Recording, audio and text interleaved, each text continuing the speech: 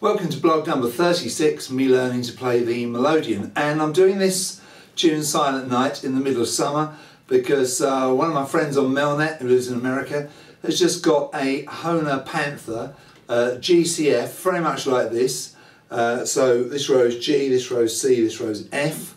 I mentioned that I played Silent Night, but I play it in the key of A because for the kids I teach at school, that's a good key for them to sing it in. But G's okay, it's a little bit low to sing, but it's quite nice. So I thought I'd do a quick demo of Silent Night in the key of G using a 3-row Melodeon. So your bass line is basically G, pushing in these two buttons. The C is these two buttons at the bottom, outside row, pulling out. And when you want the D, it's the same two buttons as these, but pulling out.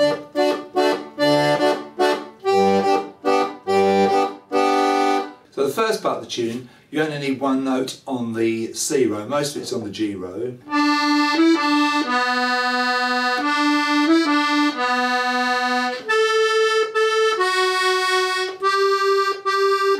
Okay, one nice little area. Then you're going to go,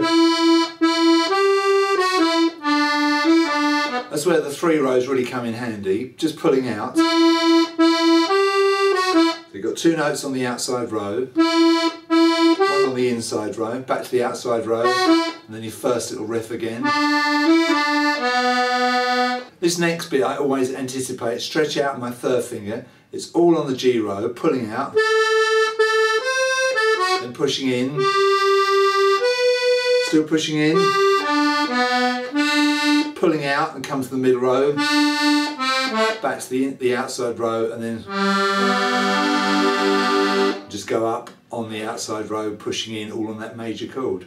So I'll just play the right hand, I'll do it nice and close up to the camera so you can see it. So pull your bellows out first.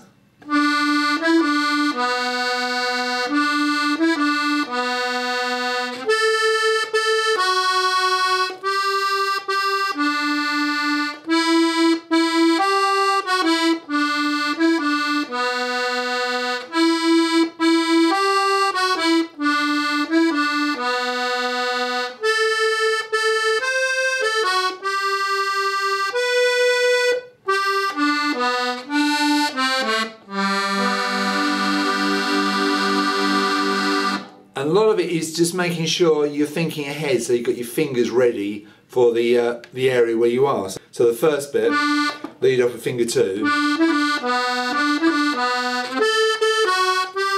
and your 4 fingers move nicely there. Same fingering for the next bit.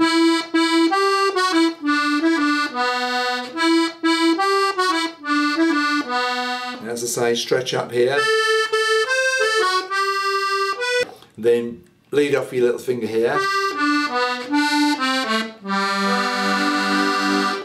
Show your left hand a bit closer.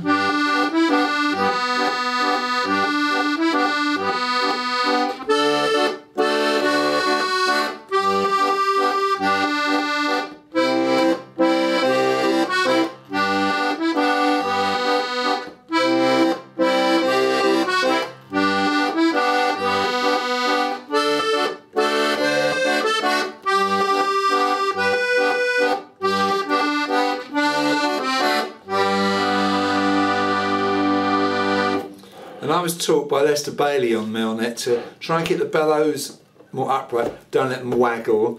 It's a bit more effort, hurts a bit more, but it does give you a much better sound, much better feel.